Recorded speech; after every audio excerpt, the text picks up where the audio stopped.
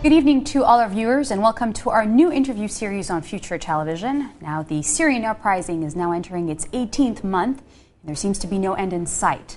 Syria's neighbor Iran says it's joining officials from Egypt, Saudi Arabia and Turkey for a four-way contact group meeting in Cairo looking at ways to calm the conflict in Syria.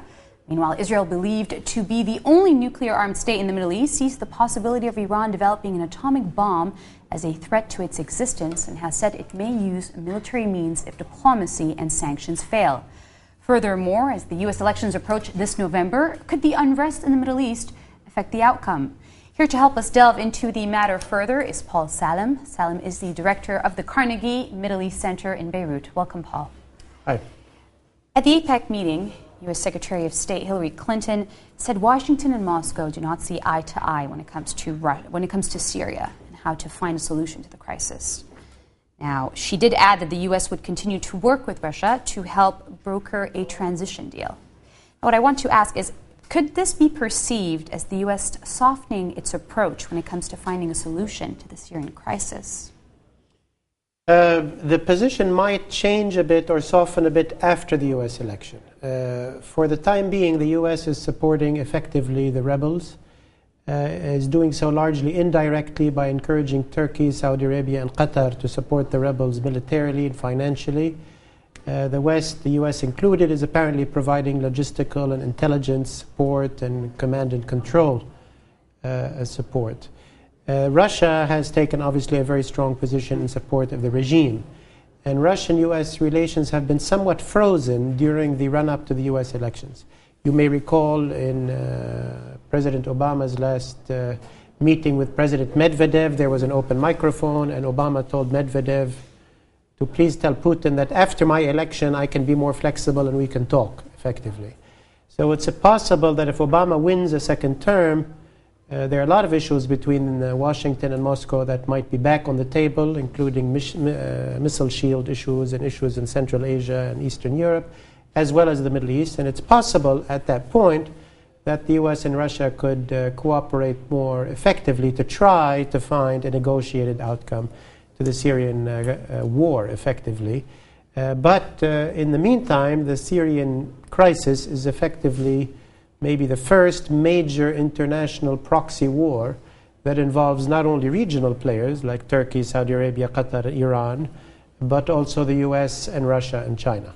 And this is what makes the conflict for the time being very violent and very intractable. Okay, we'll get to the US elections a little bit later during our interview, but there seems to be no end in sight. We're now entering a year and a half of war, and the conflict is only escalating. And yet there's no solution. Their international diplomacy is not working. They're talking about a possibility of military intervention, but that's not even sure. So what solution could there be for this crisis?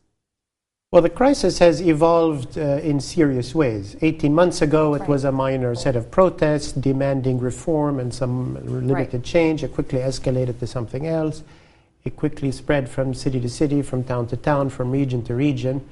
The regional international players only got involved 6 or 7 months into the protest or into the uprising.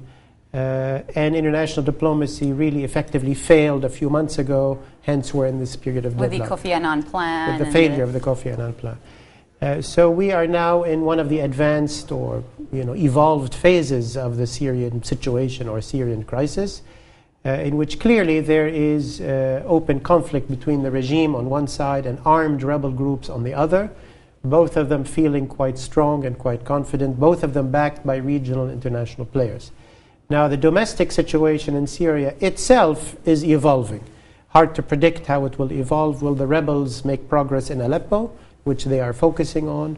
Will the regime lose ground in Aleppo but maintain control of Damascus and the northwest of the country and major highways and so on? So certainly that part is unpredictable. Because and the international because there is no certainty of what's happening on the ground.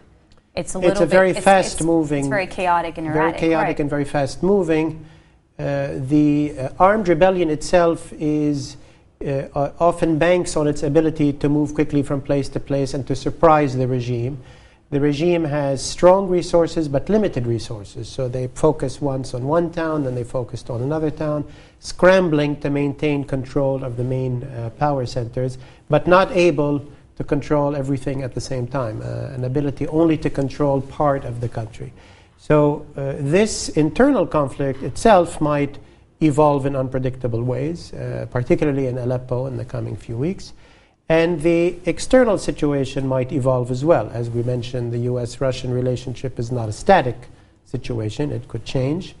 The US election could have an impact. If Romney wins, we could be moving in one direction. If Obama wins, we might move in another.